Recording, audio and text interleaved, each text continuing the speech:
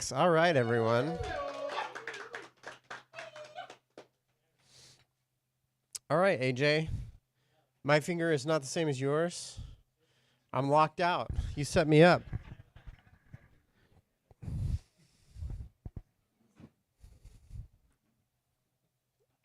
Oh, that's because I touched it. I locked it myself. It's okay. I locked myself out and blamed you. All right, here we go. Thank you to Edge for hosting. We'll talk about Edge more later, but it's on the screen, so I figured I'd say. All right, we're DEVx San Diego. Who's here where it's your first time? Oh, that's like maybe a third of you or so. Well, welcome. Everyone make sure they feel welcome so they want to come back and they say great things about us. This is DEVx.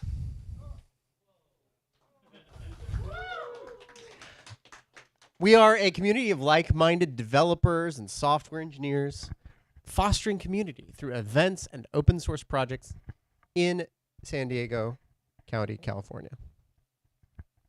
This is 4 of the organizers. This is an old slideshow. Couldn't find a new one. Some people are missing.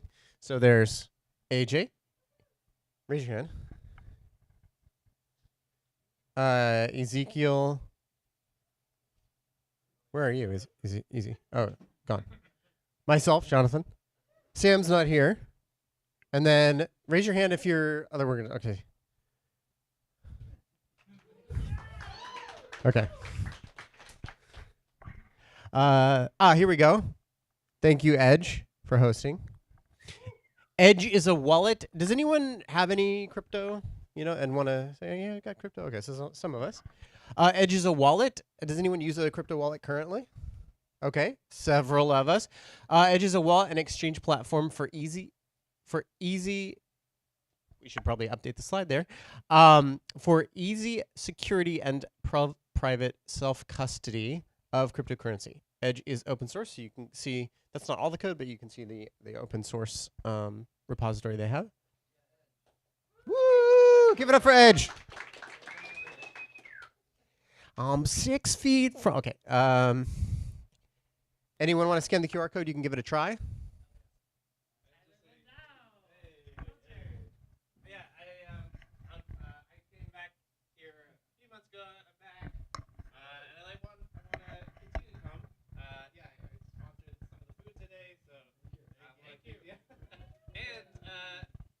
Thursday, I'll sponsoring more food. You want to get boba with me? Here's a QR code to an event. It's just like a informal pitch about yourself. Not like a hey, get it, nothing, no pressure. It's just sort of more like tell me about yourself, your ideas, and whatnot. So love what y'all are doing at DEVx, and thank you.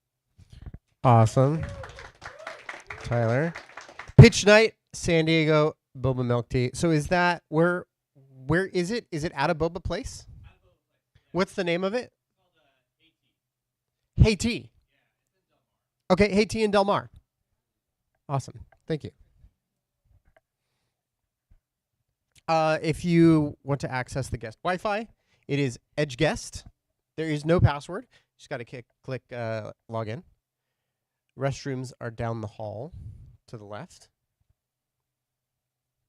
You shouldn't need a code, but if you do need one, it is 1595.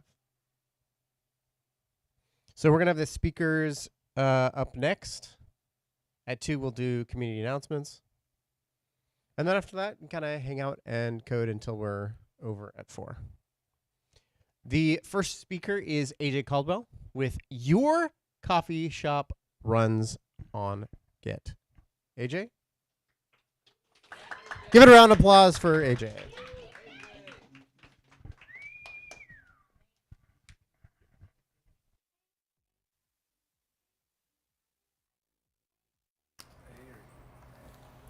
Hey. Ooh, a little bit of feedback. No, that's the train. Anyone hear me? Yeah. Oh, good. So, wow. There's a mouse. There's my slides. I know, it's great. Command Control F. There we go. And now let me just bring up my slides. How is everyone doing today? Oh, good.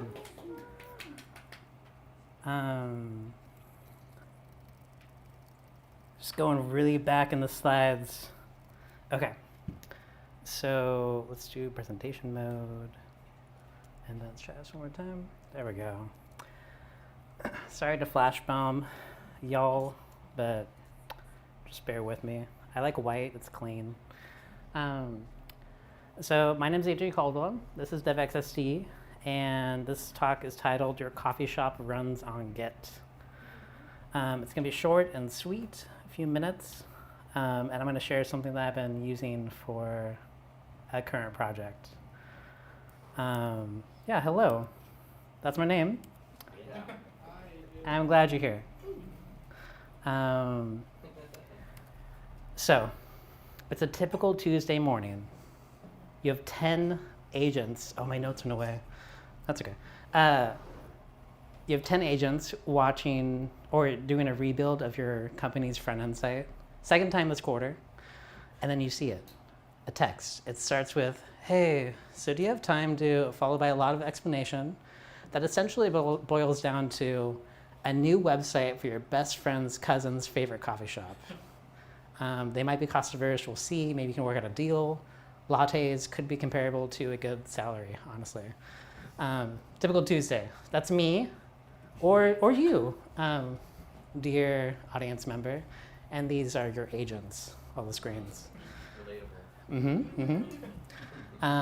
So the goal, like with a lot of projects, maybe everyone actually, a beautiful tailored experience for the end user, easy info to find, you gotta know the menu, see if they have a cortado available. For the content editor, after you hand off the project to them, they need a fearless edit loop. Like they can't be like, type, site broken. That's a sad experience for everyone involved. Developer, a tight dev loop. So like fast iteration, up until handoff, and then, yeah, a clean handoff. When your loop ends as a dev, their loop as the editor begins, and ideally you don't intersect anymore. And this gives you a choice. The way of the ancients, which I'm gonna say is something like, not ancient as in bad, but just ancient as in it's been around since time immemorial. They email you, you do the thing. That's the loop.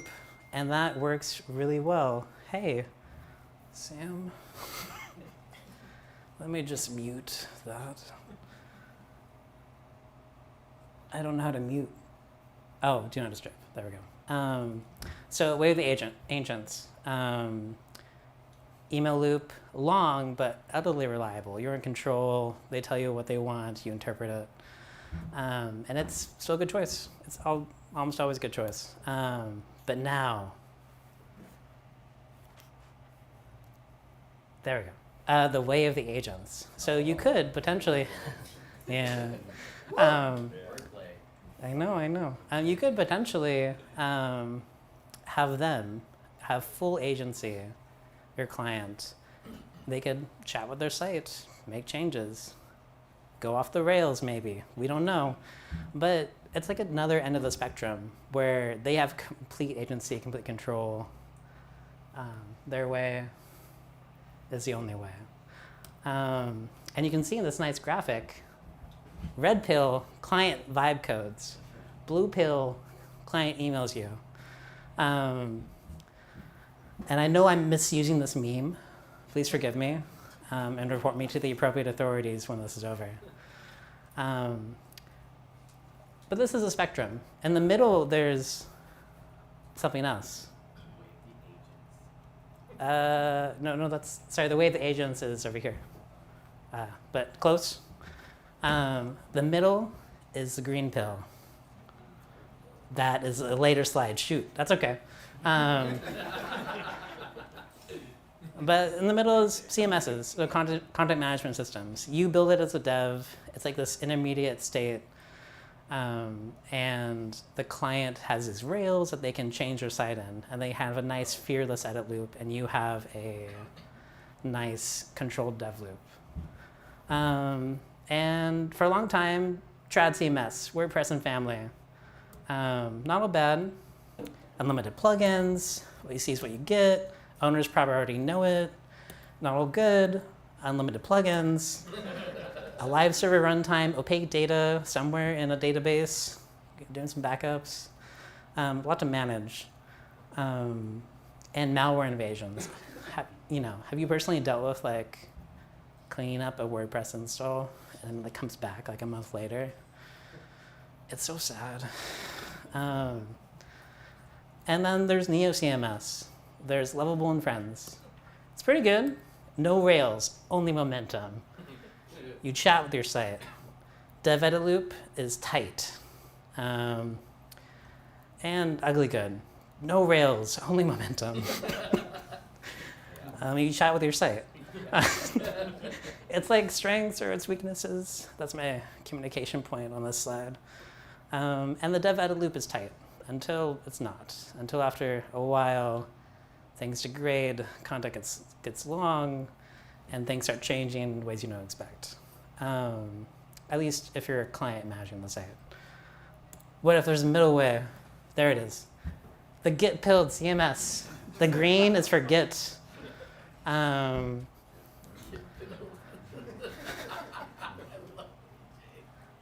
server, no database. The editor commits, as in the client editor commits, without even knowing it. There is no database.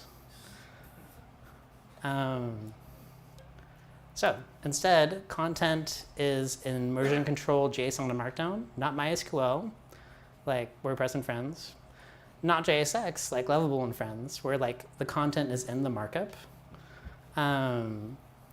No live server bombarded by a dead internet of agents. Not trying to knock down your door and take your stuff. Just a static site deployed on commit. Owner gets a clean editor, dev gets transparent source, everyone has a good time. And this stack is Git CMS, a static site generator / meta framework, and a CDN. The Holy Trinity. This is Trinity.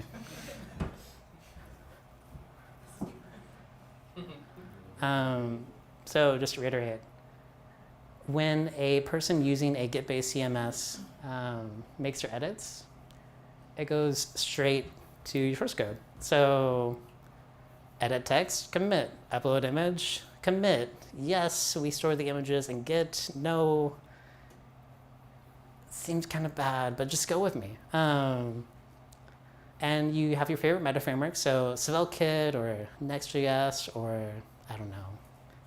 Anyone have any favorite meta frameworks? Or static site generators? Hey, you in the back. Astro! Yeah, Astro. Good one. The best. And a CDN host that serves it, runs the build on commit. So Cloudflare, Vercel, all the good friends. The wins with the stack are the dev. You get version control, your favorite meta framework, flat file simplicity, all the context, the data, the markup, everything in the repo. And it's serverless, like less servers, not serverless. End user, just static reliability. Yeah, a static site. It can scale beyond, I don't know, anything. Yeah. Yeah. Yeah, man. I feel like you're getting when you do this. Yeah, working. And a tailored experience. So the dev gets to really narrow down something beautiful before they hand it off. And yeah, the editor. They get granular editing with guardrails that you create. The losses. Supply chain attacks are still on the table. I guess that's the sadness of the JS ecosystem. Forgive us. There's a real build step. Like it takes a minute to build the site on a change.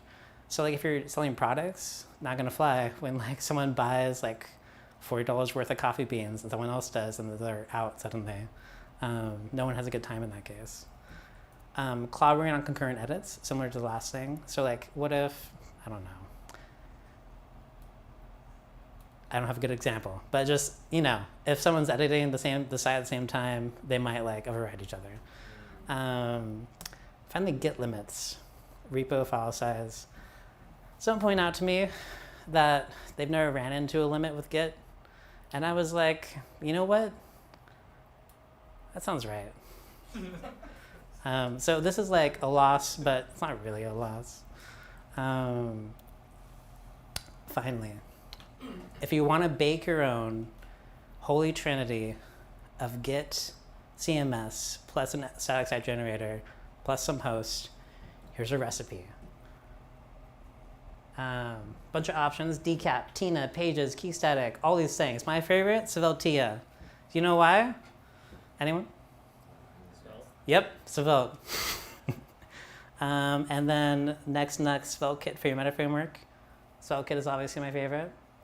And finally, maybe Netfly, Vercel, or Cloudflare. I like Cloudflare. It's a good time. Now, on another Tuesday, months from now, after you finish your beautiful site build, it's a typical Tuesday morning. There's 10 agents remaking the front-end site one more time, second quarter. And you get a text. Hey, the site is great. Could we just... And now there's 11 agents working. And it's all a good time. And in summary, trad databases, Git CMS, foo. Thank you.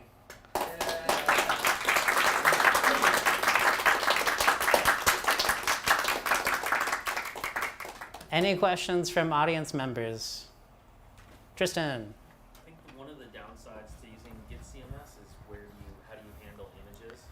Could you store them in the Git repo, which if the client uploads a 25 gigabyte image from their iPhone, how do you handle that? Luckily, most of these solutions, Civility included, include a conversion process. Well, they'll take that massive image. How large you say it was? 25 gigabytes, and convert it to something a little bit closer to... True story. Convert it to something closer to about like a few hundred kilobytes and into WebP. At least that's what I do for mine. You could also use Git LFS. What was that, Smile? You could use Git LFS for the kind of large images. Hey man, that's a good idea. Get LFS, everyone. Andre? No, I said that just takes more money. Oh, more money from you? Huh. Yeah, bummer. This is why you have me build my app like this.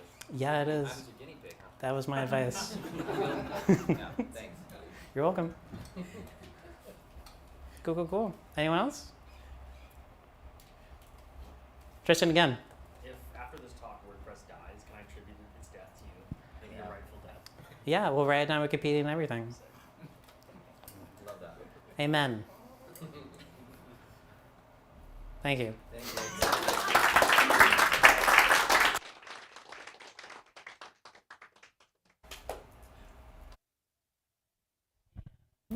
Welcome up, Keith. Woo!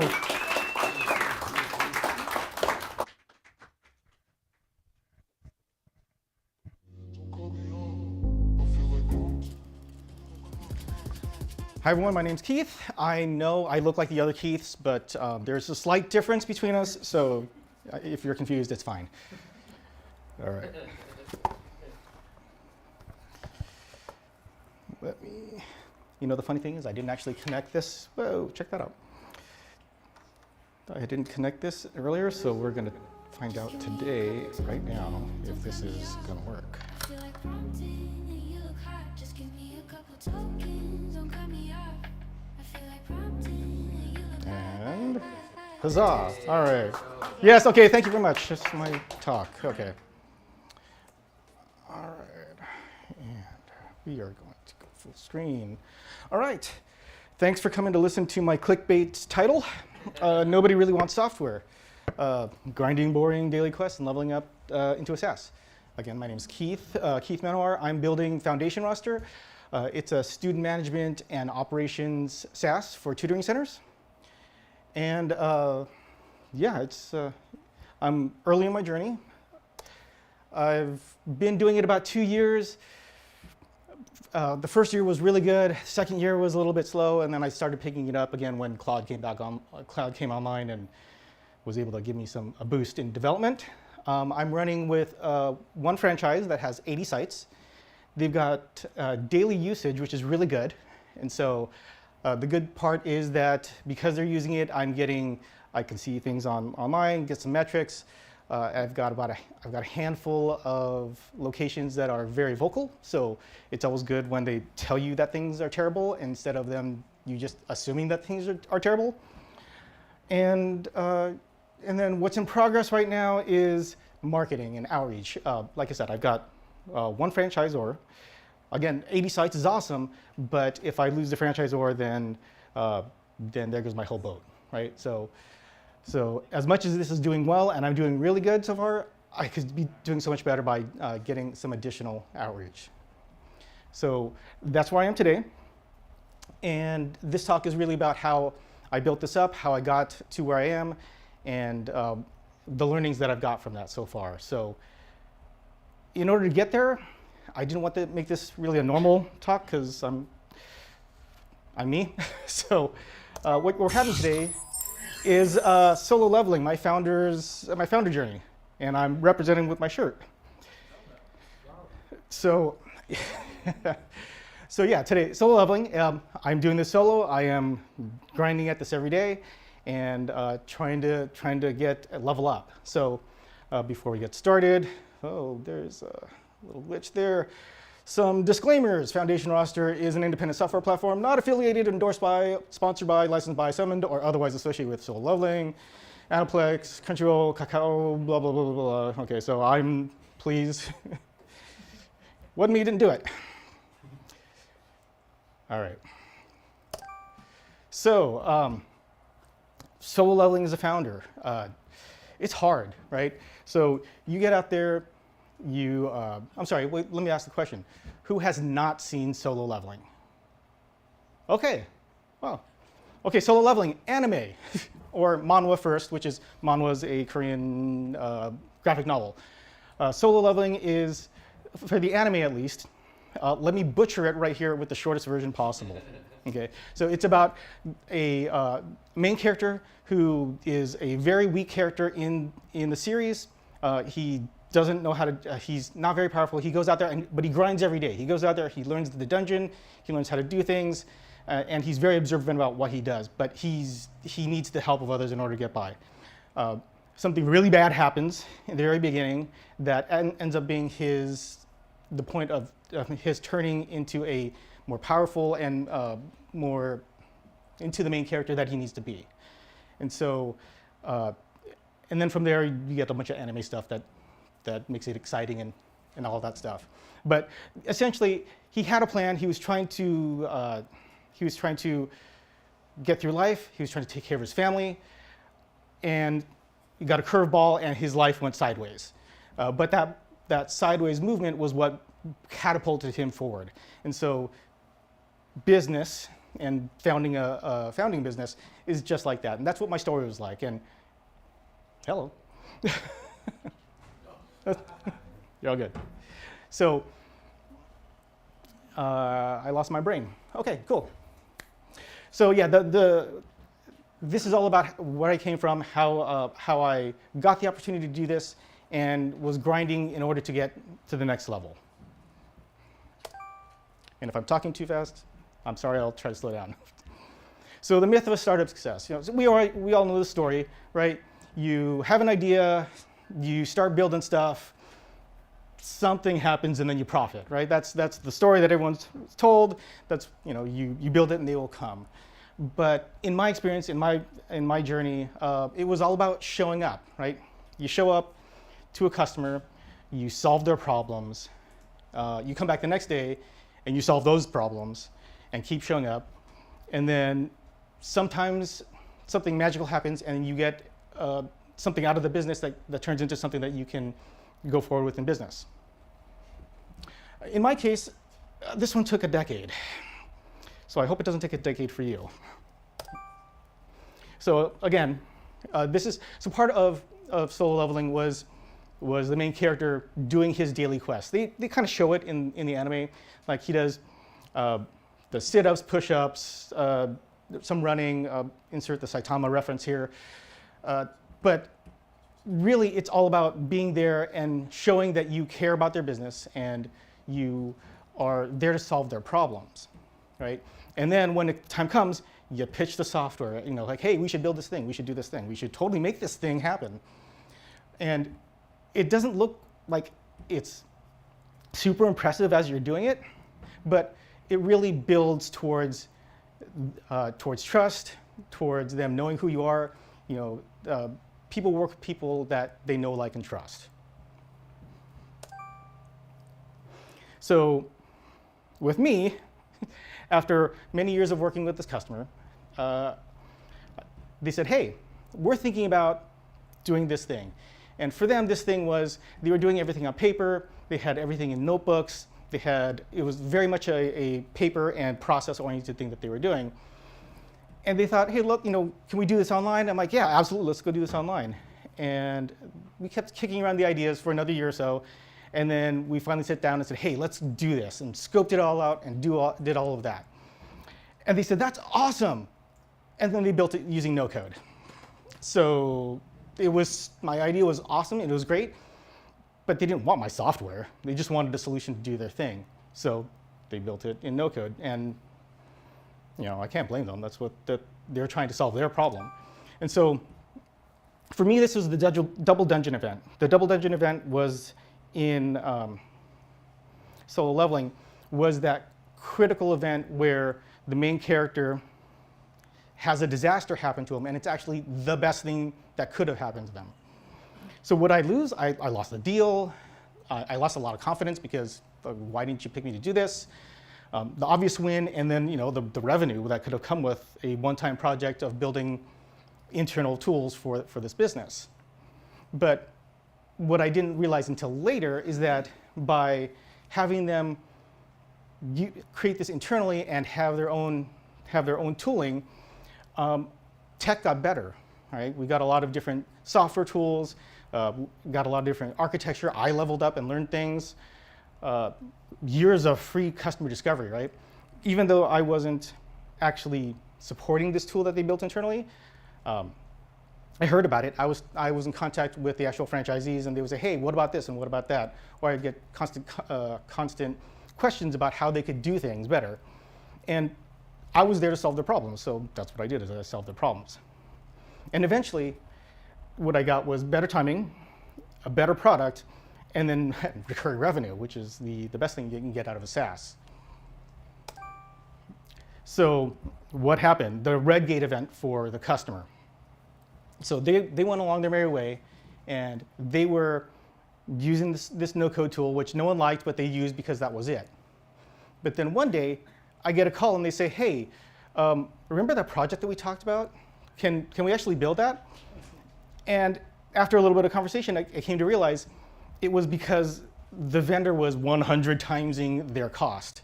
Not 20%, not 50%, 100 times. And so they're now staring down the barrel of a huge cost that's going to hit them, square in the face. And it's a disaster for them. They can't, they could probably do it for a couple months before things get really, really ridiculous.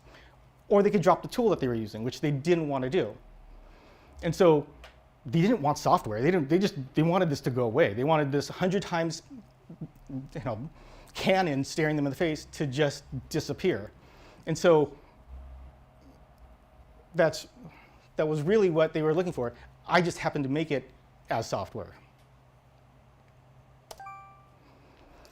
So between the first time I pitched them the product and the Redgate incident, what changed?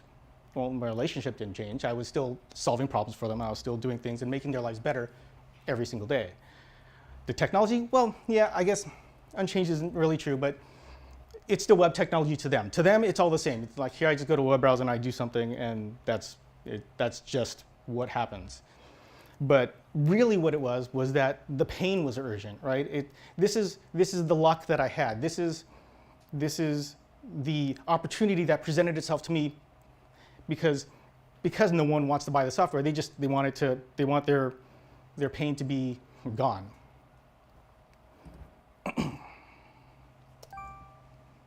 So why did they call me? I mean, they could have gone to a different vendor. They could have built something internally again. Not because not because I'm the cheapest, not because I'm the biggest, or I have flashy things. It's because they know me, because I showed up every day, because I was grinding every day, making sure that I was seen and that I was solving problems, and because they knew, liked, and trusted me, right? It didn't come from outreach, but it did come from a decade of trust. And so what does this mean for everyone here that's learning or wants to build something and do something, right? Solve problems, really is what you're trying to do. Your product, your business, whether it's a SaaS, a service, e-commerce, whatever it is, you're solving problems for somebody, right? And if you're doing a service or a SaaS, or like me, when I was doing a service for these people, I was in constant contact with them. Not me out there outreaching to them every day, but me really just being available to them, following up when they have a question. Just, hey, remember that thing that we talked about? I know that last year you told me it was going to get expensive. Can we talk about it again? Just to make sure that I'm visible and I'm top of mind. And then watch for the pain, because people, they buy to solve a problem. I think everyone's heard it. You get an aspirin and not a vitamin. So you make sure that you're solving pain. So again, just the framework: trust plus time plus pain equals opportunity. So trust is relationship. Well, I'm beating the dead horse here. Time is the grind, and pain is the gate when we relate it back to the anime. In closing, if I would have been a week too early, there was no crisis. And I was like years too early, right? There was no crisis. They didn't want to buy anything because they're like, this no-code tool, it's forms over Excel. It works fine. It's great, right?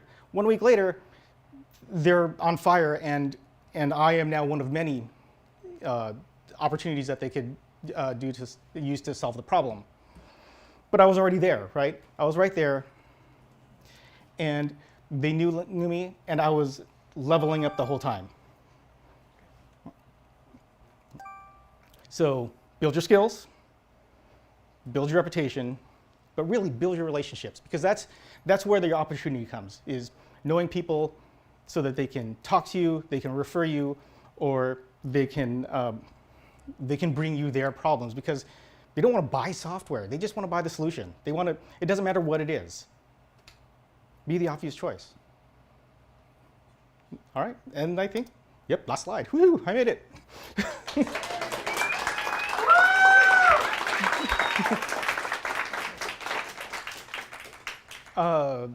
Any questions? I was wondering if you could talk a little bit more about how you were managing your relationships with customers or clients while you didn't have any revenue. How were you staying connected and trying to provide value to them through that? Okay, so Can you repeat the question too? yeah, sure. So the question, let me paraphrase. So the question is, how did I continue to keep in contact while I was when I'm not making any revenue on this? Yeah. Okay. What were you offering them? How are you staying connected when you didn't have something you were actively selling them?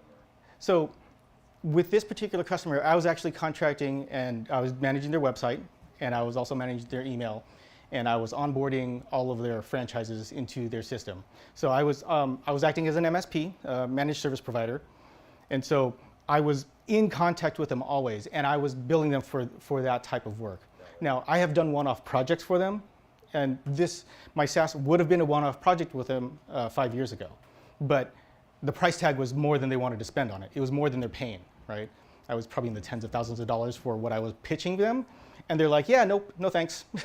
So what I was doing was I had other customers, I was building other things, and I wasn't reliant on this one customer. So it is just like any services business that you have, you want to make sure and don't put all your eggs in one basket. Have as many customers as you can possibly handle, and build them for what you can build them for. Does that answer your question? Yeah, thank you. Awesome. And you had a question back there? How do you think Jinwoo will handle the dragons? How do I think Jinwoo would handle dragons? Yes. The dragons in the manhwa after the anime. Dragons. Oh gosh, I haven't gotten all the way to the end of the manhwa yet, so spoiler alerts. But I would assume that by then his armies are large enough to handle most of that. It would be more exciting if he handled it himself, I think. But yeah, I haven't gotten that far, so that's still a mystery to me. Yeah, I know. I'm a poser up here with. Well, they haven't actually finished the novels as far as I know. Okay. It's not the translated version, so that's where that. Yeah, I read up until just past the end of the second anime and to. No, I think I got to his son, right around that area. If that's vague enough for everyone, so that we just don't keep it. Sorry. Okay, I blew it. All right. So, any other questions? Yes. How long you been doing your entrepreneurship? So I've been an entrepreneur for maybe 20 years. It started off as, with this particular one, my son, my oldest son at the time, needed tutoring. And so I went up to them and I made friends with the manager and said, hey, yeah, your website looks like it could use some work. And then that's how we got started, right? They weren't even a franchise at that point. They were just a single business, well, maybe three businesses. He introduced me to the president of the company, and then it just burgeoned, it just went on from there. But I have been contracting on and off for all kinds of different companies while having a W-2 during the day too. So sleep was kind of optional. So, is that it? All right. Well, thank you very much.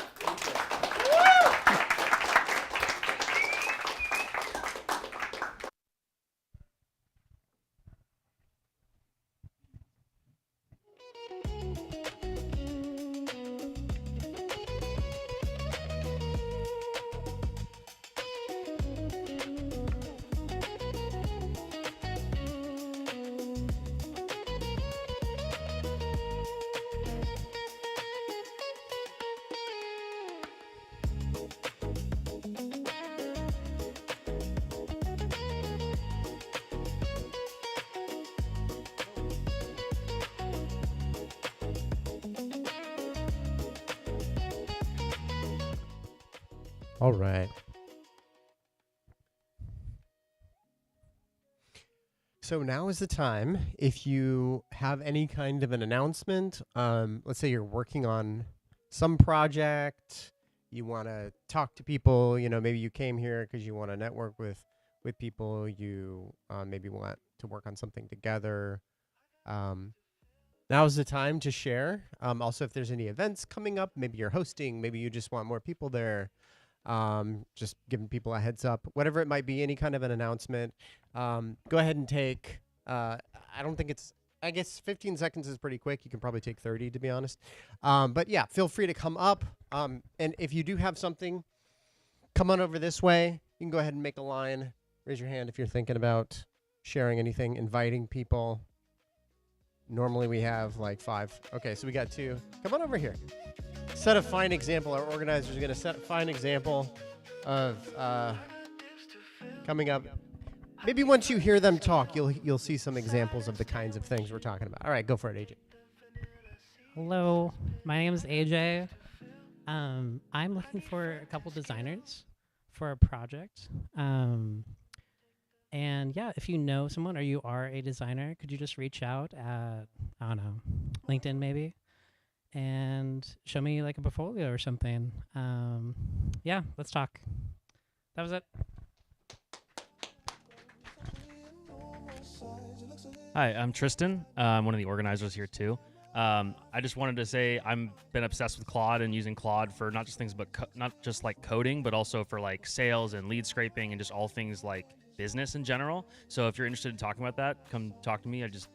Whatever your perspective is, I just want to, vibe on that. So yeah.